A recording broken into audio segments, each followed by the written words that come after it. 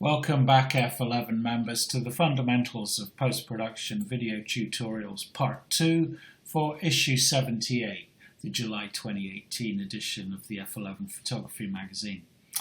So Hendrik Miller, an F11 member, has sent me in a message asking me to have a look at the business of resizing pictures. So let's have a look at what you do, what the options are when we resize a picture. So this picture here on the screen in front of you was shot in Viana do Castelo on my recent trip to Portugal. You can read all about the shoot in the Behind the Lens feature in this issue. But let's, for example, look at how I would go about resizing this picture for various different uses. So the first thing I'm going to do is look at the original image here, the native resolution of the picture. It was shot on the 50 megapixel Canon 5 DSR. So there's a lot of information there. And if I come to image size here in the Photoshop dialog, this window comes up to me. So what does this tell me? Okay, so that up the top here is the size of the image, 144 megabytes, and its pixel dimensions. And then down below we have the option for resizing the image.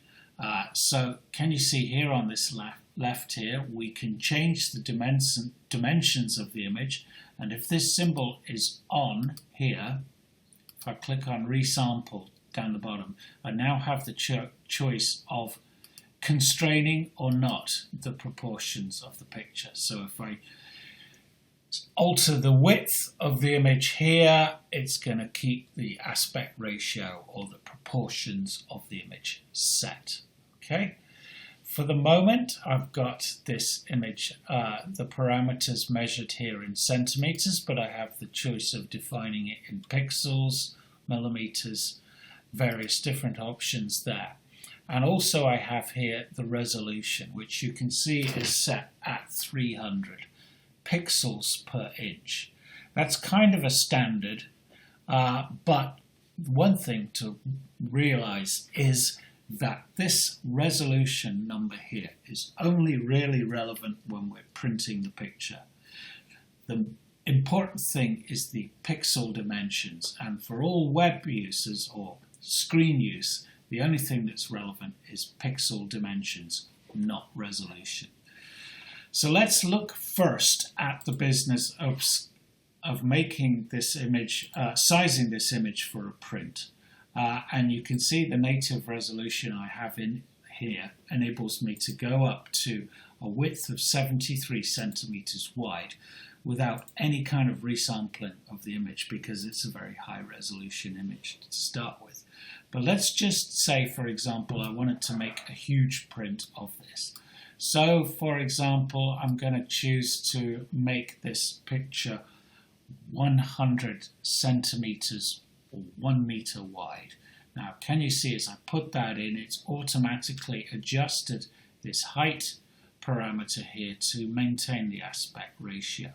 And up here, it's made the image will now be 266 megabytes as opposed to 144. So what we're doing is we're making the picture bigger.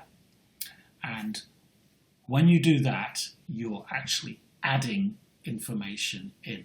Now, there's a limit to how far you can go with this. Generally speaking, we try not to do this. It's why we shoot with high-resolution cameras in the first place. But it is possible to resample the image for these huge prints and preserve the detail. And Photoshop gives us these options here for resampling the picture. Which one to choose? We have automatic here, or we have preserve details, brackets, enlargement, preserve details, version 2, and bicubic smoother, again for enlargement. What do they all do? Well, when you enlarge a picture, you're going to emphasize the noise. Now, you can choose, basically there's a trade-off here between preserving detail or suppressing noise or keeping a handle on the noise. So let's look actually first at the first option here, automatic. And what automatic does is Photoshop makes the decision for you about which to go for. And it works really well, I have to say. But now I'm going to look at preserve details here and look at this box up here. This is the one, I don't know why that red bit's just appeared there, that will show us the enlargement. And if I go to preserve details 2 and by cubic smoother, at this kind of enlargement, it's really, really difficult to see the difference between any of those three options. So to illustrate what our choices are, I'm going to go up to even bigger, 200 centimeters across. And now let's look at this detail here. And if I come down to here, start with automatic. Now can you see it's maintained the detail, is quite a little really good edges here, but it's looking a little bit gritty, a little bit noisy. If I go preserve details enlargement, pretty much the same. If I go preserve details 2, there's actually less noise, less grittiness to the picture using that option. And then by cubic smoother enlargement there, it's even smoother, but the edges are not quite so well defined. Now, this is really sort of fine-tuning the image and will only really be apparent if you're making really large prints. But I would say there's no one option that's better than the others here. Which you choose is largely down to your own tastes, but I think this preserve details 2 option is the best. It's giving me really nice detail, preserving that detail, and I'm seeing very little noise apparent there in the sky. I do, of course, have the option here of dialing in a bit of noise reduction as well, should I want to. So those are the options when enlarging a picture for print. And I would say go with a resolution of 300 dpi as a standard for printing. I find it works really well. Now let's just look. Okay, so I click on that and it's now working on the picture and it's resampling it and upsizing it. I'm just going to pause you while that's happening. And there's the image at its new size, and I'm looking at it at large magnification, and it looks really, really good. Incredible detail in that picture, and it would print beautifully. So let's just go back to where we started in our history. Come back to the native image. So let's now look at the options we have when we're scaling down a picture. Now, for example, if you were to be sending an image to us for inclusion in the members gallery, we wouldn't actually thank you if you sent us the huge original file, because it's just going to clog up our email and take an age to download. So what we really ask you to do is resize the picture down to the maximum dimensions which we can reproduce on a web page, which in our particular situation is the longest dimension. The width is 110 pixels wide. So here I'm going to come along now, and instead of working in centimeters, let's select pixels here. And what I want to do is just put in 110 there on the width dimension, and it scales the image down. I'm not going to worry about resolution because for screen use it's not relevant. The pixel dimensions are really all we're concerned with. And of course what I now do is this window of course shows the resized picture, and we have our resample options here as well. So in a nutshell, what we're doing when we enlarge a picture is we're adding in pixels to fill the gaps when we're upscaling the picture. When we're resizing down, we're throwing away information. So we're going to use a different option here now for rescaling the picture in Photoshop. Easiest thing, actually, to tell you the truth, is use automatic. Photoshop does a brilliant option of scaling down the picture, preserving the detail.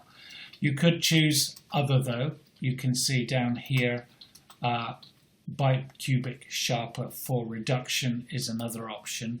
If you can see the results, you've got better eyes than the difference between automatic. You've got better eyes than I have. I would suggest to you that when you're upscaling a picture, these kind of decisions are much more important than they are when you're scaling an image down. And quite frankly, I think you could do a lot worse than just choosing the Photoshop automatic option there when scaling an image down, and go for that. And the picture becomes tiny.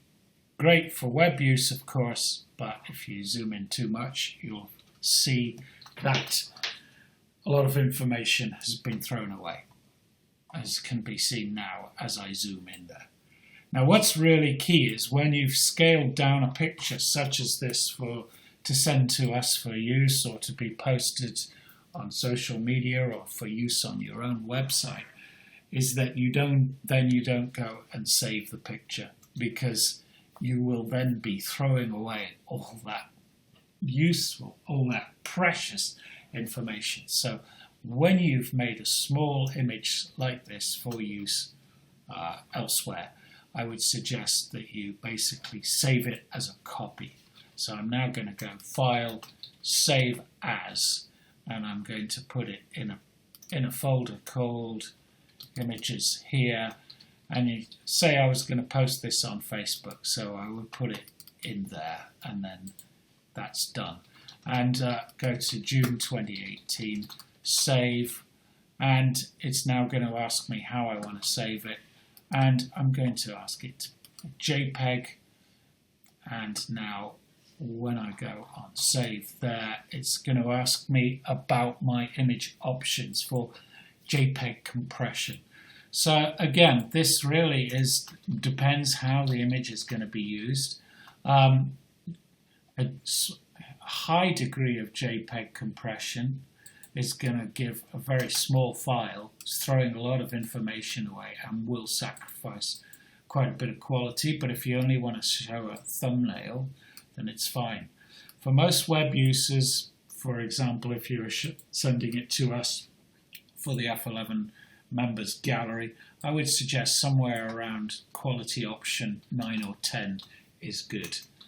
You can preview the image here as well, clicking on and off there, and that's controlling the amount of JPEG compression that's being used here. It's producing a larger file, but it's still, as you can see that number there, 305 kilobyte, it's still tiny, perfect for emailing. Again, if I bring this right down to quality low, it's making a tiny image of only 80 kilobytes there. So that's the options for resizing. I hope that all makes sense. It's if you choose to do it in Photoshop, as I have done here, you have all sorts of options. Okay, as Hendrik did, please send in your requests for what you'd like to see covered in future issues of the F11 Photography magazine. See you next month.